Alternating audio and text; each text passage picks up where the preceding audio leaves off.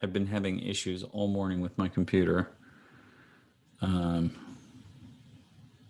think it didn't like being outside for the graduation yesterday. All right. All right. We'll call to order this,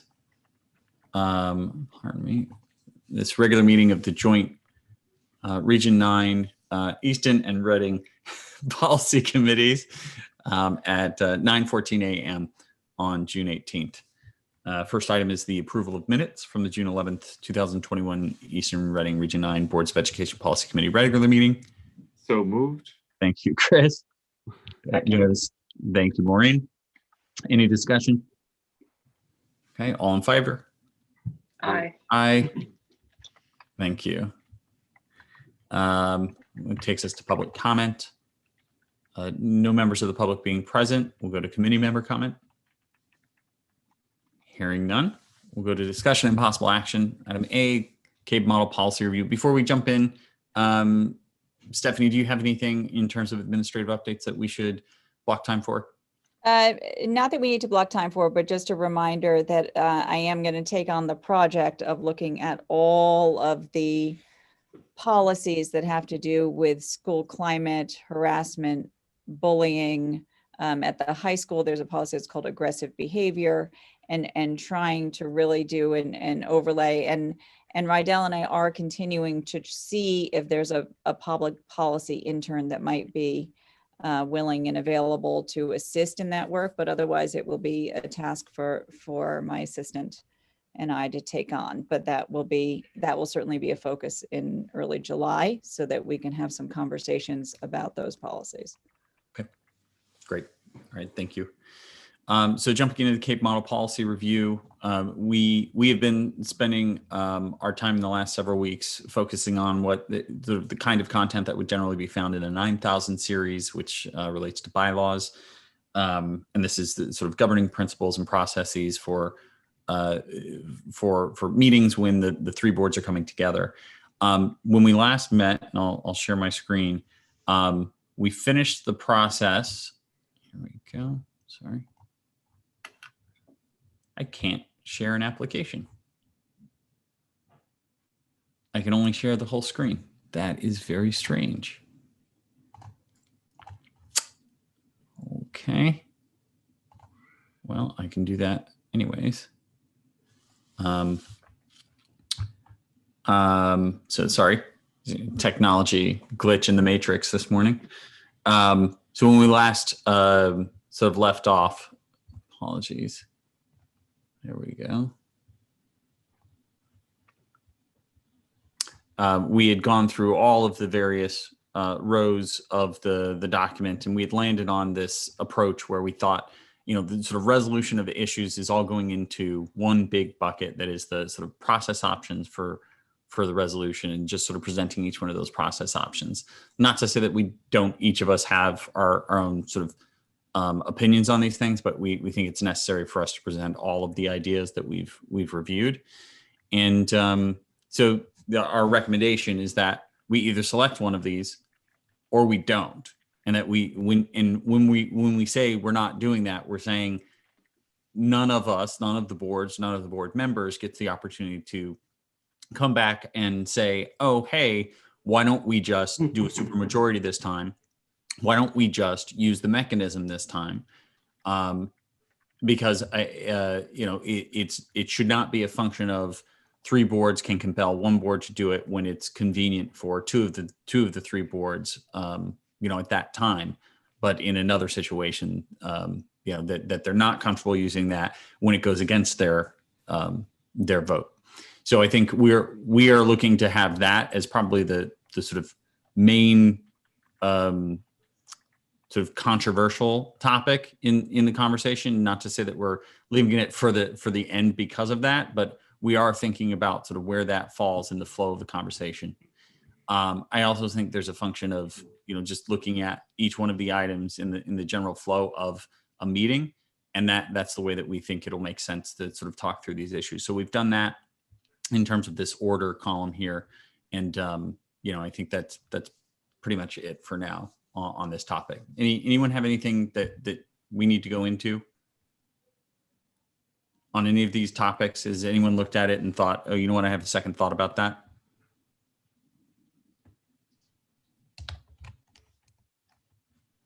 I don't think so. I think it's just going to be very important to be explicit to the three boards that you're making an intentional choice. And the intentional choice could be no dispute mechanism, but what that also means. Right. And I think you have to make the prospects of this time and this place and dispute resolutions salient. Yeah. This point in time in our sort of. Oh, we lost Maureen. I think, yeah, and I think where Maureen was going is to say that, you know, we're making this decision now, but this decision can be, you know, something that needs to be revisited in the future. And I would propose that we, you know, however painful it might be, we actually should probably bring this up periodically, and you know, maybe it's a part of, you know, every 2-year cycle when we're bringing new board members on. Right. I think you have just the same way that boards have their biennial organizational meeting, Right. where officers are elected and such. That if you say that the first tri-board meeting after the biennial municipal election, which would Right. conventionally be in January, shall be the tri-board organizational meeting, which includes the recharging and reconstitution of committees, as well as sort of a reassertion of this document. And, you know, that's the opportunity to change it before there's a live dispute about anything. Mm-hmm. So Maureen, I know you, I'm sorry. No, go ahead. Go ahead.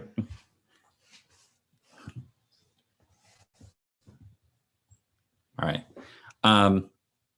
Okay. So this is sorted now, and we'll just run through quickly. So starting with selecting a chair, recording minutes, setting regular meeting schedule, requesting joint meetings, setting the agenda, defining a committee charge, intervals for review of charge. Maybe we're really adding here review of charges, you know, review of committee members' charges, and this document. Right, basically like a recommitment exercise to the tri-board structure, so that everybody is forced to say, why are we doing this, and what are the sort of ties that bind here?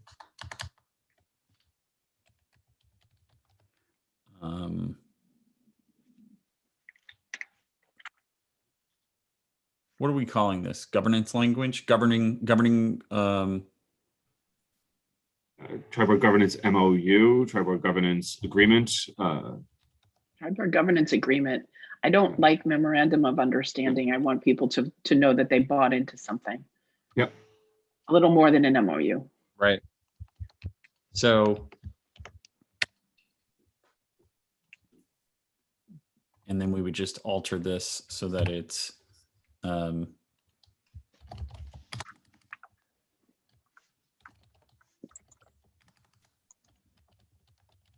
the three boards will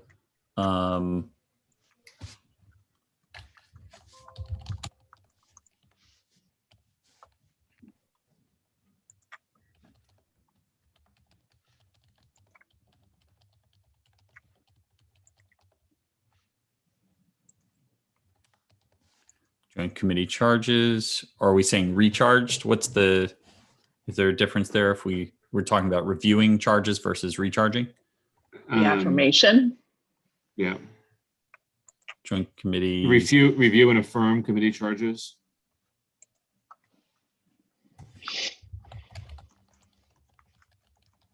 And reappoint members, or appoint/reappoint members. Because I think we've gotten into the habit of a lot of things existing just because they've always existed, and providing an affirmative obligation forces people to think about things. Right. Even if they're relatively small. Appoint, reappoint members on a biennial basis in the January following municipal elections. Good? Sounds good. Okay, good. All right, then we move to interviews for review of member assignments, intervals for, so that's the same thing. right?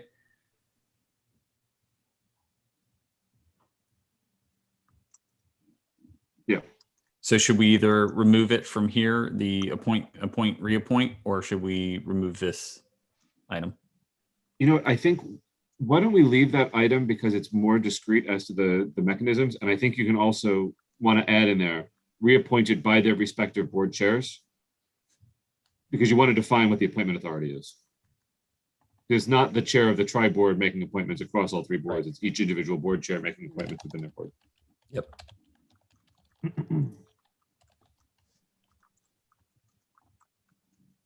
Okay. Responsibility of joint committee members, selection of joint committee chair, acting on committee recommendations, superintendent evaluation, HR contracts, operational contracts, review and approval, reopening of the central office budget, hiring of senior central office personnel, approval of salary and benefits for senior central office personnel, real property lease agreements, discipline, discharge. Let's slow down for a second. I want to go back to reviewing and reopening the central office budget in the context of the discussions we've had about disputes, and just sort of think it through practically. So let's say we're in February and there's an issue in one of the districts about the budget, and it's, hey, we want to reopen the budget. So according to this construct, let's say that Easton wants to reopen the budget. So John comes to the other two chairs and says, we need to have a tri-board meeting because we need to talk about the central office budget. According to this, that's automatic. That's granted. And so we then go into a, let's schedule something in the next 2 weeks mode. And we all come together, assuming that everybody operates in good faith. There's a quorum across all three boards. The agenda includes tri-board budget because any chair can add something to the agenda. Then sort of the question is, what comes next? And through this construct, let's say that Easton brings forward a motion to reduce the central office budget by $100,000 so that they can save $33,000 to do something else they want to do in the budget. Right. Then it requires the approval of all three boards for that to take place in the absence of a different choice. Right. And if it fails to achieve that unanimity across all three boards, let's say it carries in Easton and Region 9 but fails in Reading. Right. Then the tri-board budget, the central office budget remains what it was originally adopted at. And Easton has to go back with their ball and find the $33,000 somewhere else. Yes, unless we all agree there is some kind of process for that dispute resolution that does not require unanimity across the boards. Right. But if we operate from a default structure of we're not choosing any mechanism, that would be the result. And I think that sort of life cycle is an easy one for everybody to understand. Yeah. Yes. Yes. And so you can apply the different dispute mechanisms to get to different results through that lens. Yeah. And I think that might help people get to a, what would I want to happen here position? Well, yes. And as a presentation mechanism, I think the way that you just described that would be phenomenal, right? So here are all of the, here are all the policies. Here's about 12 of them put into in one scenario, one use case. Right. Yeah. I think that's a really useful way of presenting it. Yeah. I think you should lead with that. When you, after you do a basic introduction, you then say, this is our test case, and you go through it. I think that's very good too. Yeah. Because people will get lost in the weeds of what dispute resolution mechanisms mean without a sort of a tangible example. Yeah, I agree. Okay.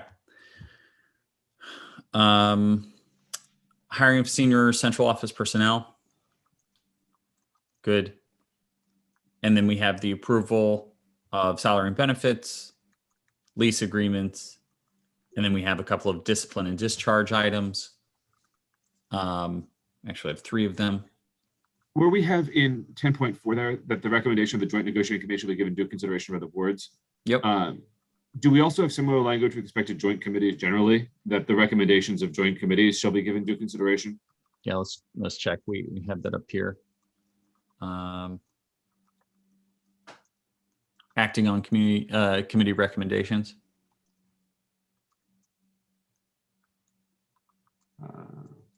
We're just talking about time sensitive. Yeah, I think we should put language in there that talks about sort of a level of deference to committee recommendations that suggests we're not going to start the the issue from ground zero. Oh, Yeah, there we go. and I think it's a broader sort of education initiative that we need to undertake to help everyone understand the appropriate role of committees. And that's not to say that we rubber stamp them, but understanding that the work that's happening there, it's not meant to be relitigated. When it comes in front of. And I think one of the advantages of kind of the all-in-one calendar that we've started to use, right, is that it's notice to everybody about what's going on, and to the extent that agendas are part of that calendar, nobody has the excuse anymore of I didn't know this was being talked about, otherwise I would have attended. Right. But in defense of those who are, may be busy on many other committees or for any other reasons, I can imagine some process where committee members, maybe it's at the end of this meeting, or at the end of one of our meetings, where we say, hey, here are the big things that we talked about that we think are going to have interest, that are sort of larger boards are going to have interest in. And it almost, you can send a YouTube video that starts off at 7 minutes and 20 seconds and almost just has here's the Reader's Digest version. If you want to see what we talked about, here it is. You don't need to ask these questions at the beginning of the next thing. Here's the 7 questions we already asked about the math textbook. Go look at this video for 5 minutes. Exactly. And there was early on when I was on when I first joined the board on the curriculum committee, Stephanie had done this really great presentation about reproductive health, sexual ed, sort of education, and what that actually looks like in the schools, and took us through all that stuff. And when we brought that back, so like, hey guys, just giving you a heads up, this is what it was, and it was a good thing, and we want to affirm our support for that. No, like I was shocked, and maybe I shouldn't have been, but it was like, nope, we want to see the exact same presentation. Okay, well then that means Stephanie has to do that again, and we have to get together again and fine, but maybe there's a better way. No. Okay. So something with the exception of time sensitive, blah, blah, blah, blah, blah, blah. Each 3 boards to discuss jointly. Recommendation of joint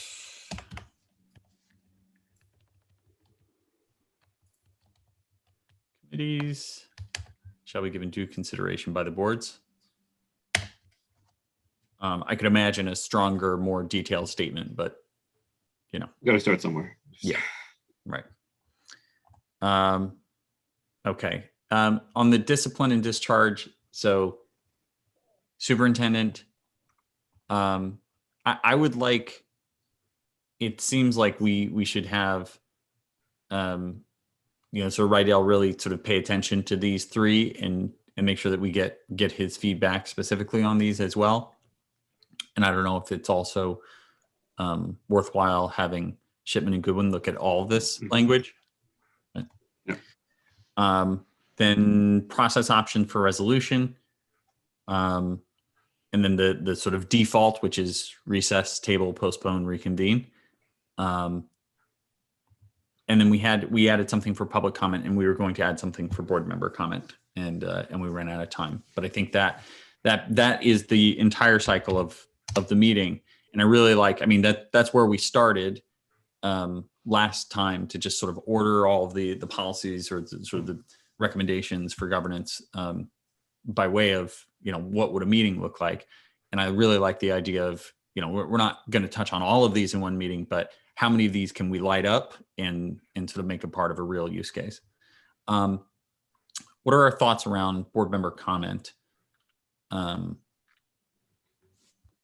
think that it should not turn into a discussion. Yeah. Yeah, it's not some sort of backdoor into talking about something that's not on the agenda. Right. I mean, you get into, go ahead, Maureen. All I was going to say is I might have a little bit of different perspective on back and forth discussion, because I do find you can move the mark with people sometimes if you ask intelligent questions of them in the context of that discussion to try and probe why they have the perspectives they do. And at least on my board, I have at times felt effective in doing so. Mm. So I am not anti the little bit of back and forth. My concern is more from an FOI perspective, that Okay. you can't get into a topic that's not on an agenda through a backdoor Okay. back and forth discussion. Okay. And trying to sort of solve for that in a rational way. And in the tri-board context, it's a little bit squishy because in theory, if Maureen and I went back and forth on a topic, it wouldn't be an FOI violation because we're on different boards. Right. Mhm. So you're I only wouldn't wanna talking about test that going case. beyond the, you're only talking about going beyond the agenda then. You're not talking about the ways in which board members comment at the No, meeting. I'm talking about the board Okay. member comment period of the agenda. Okay, okay. So, you're talking about making sure that the board member comment at that point is related to items on the agenda, which seems perfectly appropriate. It is confined to items on that agenda. Largely that seems appropriate, or maybe confined to items on the agenda or raised in the context of other public comment if you don't limit the public comment to items on the agenda. I mean, I don't have a problem with an off-agenda board member comment. Like, we're coming to the tri-board meeting and somebody says, hey, I think we should really be talking about school start times, even though if that's nowhere near anything. But where that Mhm. becomes an issue is when that triggers a conversation between 7 board members about start times, without adding it to the agenda in a regular meeting or without putting it over to a future discussion on a notice special meeting. Mm. That's where the board member comment is the area where we most frequently get into sort of FOI squishy places. Is it something like this? Board member comment outside of items noticed on the agenda should be limited to, should not involve sort of discussion or action. That's fair. Is that enough?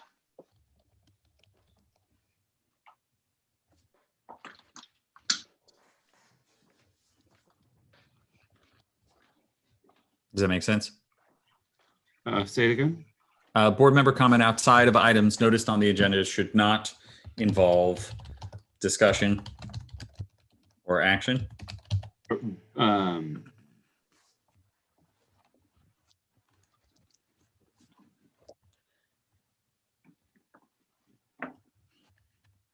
then you probably have to add in a regular meeting, motions to add items to the agenda, are encouraged For or Freedom of permitted. Information Commission, what rules?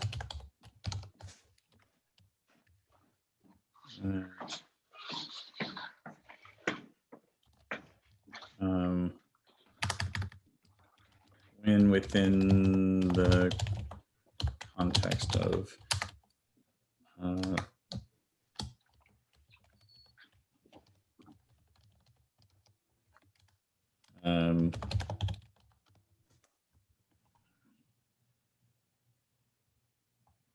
what are we saying? I think you're suggesting people are encouraged to, even that, I hate that practice just because it's like, I know we're allowed to do it. I just prefer not to whenever possible, because you should give the public notice that you're going to talk about these things.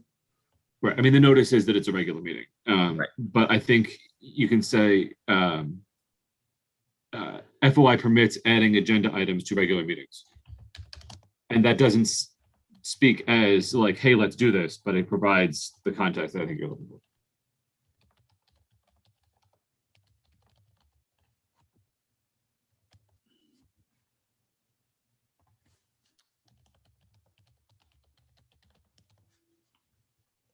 There we go. On the sort of topic of board member conduct, there's it's not directly on point to this, but particularly in tri-board settings, when there's 21 of us around the table, there is frequently a lot of side chatter, or Bob says something all the way across the room, and three members of different boards start huddling up and saying, "What did he say? But that's not true. But what about this?" And that's a huge FOI problem. Yeah. Because in the context of a public meeting, the comments of any agency member must be audible to the public.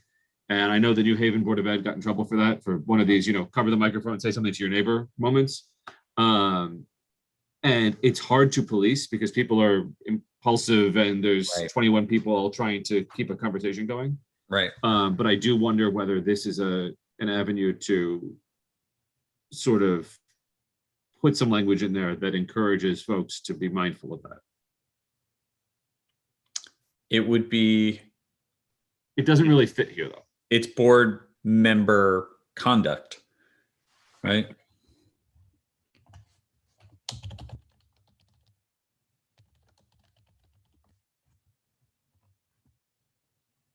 And maybe that's more of just something for onboarding and training and less in this document because it doesn't really cover governance. Yeah. And I could see people getting sort of annoyed that this is like a police thing. Yep. Yeah. You're not the boss of me. I'm not trying to be the boss of you. Foya's the boss of you.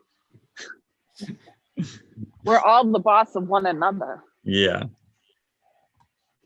Okay. It actually might be useful to go through and tag items that are related to FOIA, because I am thinking a lot about sort of board member orientation and sort of what that looks like and how we make sure that we're sort of starting people off on the right track and that they understand the rules and they're not just sort of figuring them out as they go along. And I think that was a large part of this effort as well, is if we had this conversation now with everybody who's here and then make sure that we reiterate this set of governance language with anyone who joins, they're not at a disadvantage in their first meeting or any meeting going forward. I think there are probably members who would gladly say, hey, hold on a second. I have something to say on this, but they assume that, it's not the right place for them to do that, which also suggests maybe some kind of review or some kind of, easy version of this that we can give to people. I think this one is from 1915, so it maybe been updated. This was. What does it say about electronic hybrid meetings? This is from 1915. This is like this doesn't say anything about hybrid meetings. This was Katie's grandfather's. So yeah. I do think we need some kind of Robert's rules.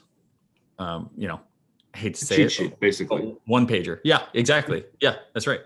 Like we don't need to know the ins and outs of where personal privilege applies to this, that, or the other thing, but you need to know that when business gets done, it gets done in the following ways. Right. Yep. Because we do a lot of things informally on consent, not because we're doing it intentionally, but because I think nobody knows the difference. So. Right. Okay. I am happy to call this exercise complete, and that I think the next step is for us to construct a presentation to summarize these recommendations. I think that presentation, if we can, do have a little bit of time. Come on. So this was the presentation that we provided before, just summarizing some of the core work that we were doing. What I would suggest is that we sort of obviously will consolidate these, but to just do a quick outline. Yep. I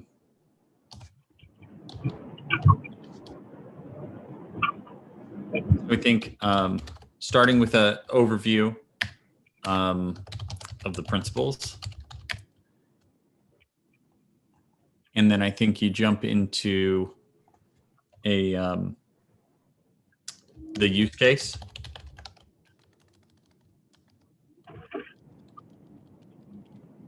Okay.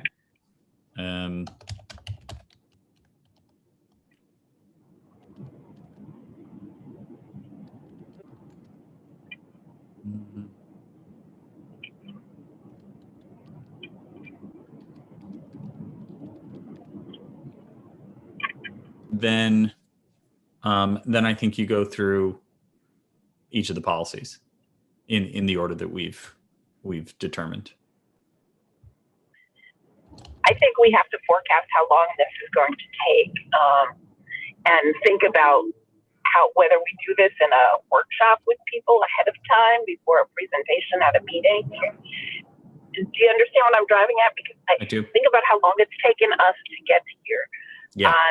Summarizing it too succinctly will defeat our purpose. Yeah. You almost have to have people work through the issues to get consensus on some of this stuff. And that requires a lot of thinking, not in the context of a meeting. Or at least I can envision it requiring a lot of thinking, not in the context of a meeting. I don't know if we want to invite a whole group to another working group kind of thing, but I get concerned about just the sheer length of time it would take to do this presentation. I think you might lose people along the way. I wonder about the extent to which this conversation has a place in sort of a board retreat or PD setting. If we were looking into August and saying, we're going to spend a Saturday together doing real professional development work, whether this is part and parcel of that. That would be a good idea, I think. Because you could really do it in a workshop-y kind of way. Like, let's get the whiteboard, let's really talk it through, not around a table at 7:30 at night, but like in a collaborative setting. I like that. And some of the FOIA training that people really should do and need maybe can be part and parcel of that too. Yeah, I think we could have a real wholesome experience if we got sufficient buy-in and attendance and set aside a serious piece of time without distractions to work on the work of doing work. Mm-hmm. Yep. I don't know that any of this is ever going to be wholesome, though, Chris. I have to take issue with that word. Wholesome? Maybe whole as in, you know, the whole body of us, but. Yeah. If we looked at August 7th, 14th, 21st, 28th. School opens on the 1st, for what that's worth. Mm-hmm. Is the 21st, generally people will be back by then? I doubt it. The week before? I think I think we'd have to start really nailing people down on dates now, because people will have some idea of what's going on. Right. Over the course of the late summer. Right. Do we think the 21st or the 28th are strong candidates, or do we think the beginning of August? 7th or 14th? I think the later you are in August, the more likely you are to have people around. Yep.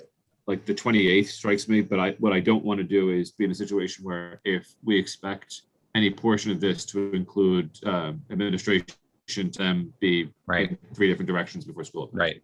Right. Yeah, and I don't know how enthusiastic board members are going to be about the Saturday before school. Do you want to do it in September? Yeah. Do you want to do it in September after school reconvenes? Possibly. I mean, I think that we makes could also sense have to a me. lot. We could also have a lot on our plates then. I'm sure we will, but you know, I think the mentality sometimes that people adopt is I'm working versus I'm not working. And so once I start working, I might as well just continue, or at least that's okay. Yep. Oh, you're cutting out a little.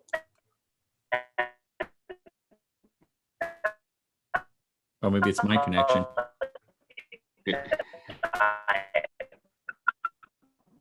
I don't hear Maureen, and I see that John's connection is unstable. I don't know that you'll get enough buy-in at the end of the summer. We can try, and I'm all for trying whenever. Okay. All right. So maybe we start. Sorry. No, that's right. Maybe we start. Can you hear me? We can now. Maybe we just start asking our boards, about this sort of board retreat idea in a sort of August or September, understanding that board retreats are, of course, publicly noticed meetings. They are simply sort of taking place in a format that is much, much longer to allow for deeper discussion. I wouldn't say much, much longer. We have a track record of 6-hour meetings, John. It's true. It's true. Like, Yeah, they're not much longer. You couldn't get much longer than that. Okay. All right, good. So anything outside of overview of principles, use case, and then review of each policy that we think of for the sort of the way that we put this content together? I think that's helpful. And I think that if you also included an FOI training component to the conversation, you'll have people's minds in the right place to be having this conversation. I think that's exactly right. Because if you frame it that way, it's not we're having a confrontation about how we're going to have a confrontation. It's right. Here's a broad discussion. Yeah, I think that's spot on. Okay. And I think maybe you start with FOIA training, then you go overview of the governance recommendations. Right. We lost Maureen again.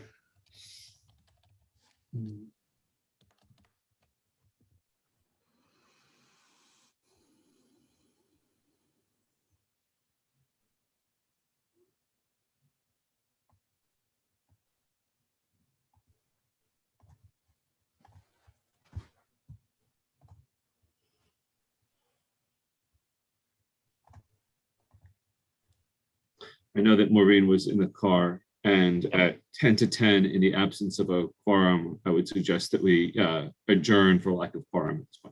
I think that's right. All right. All right. Thank you very much. See you again soon.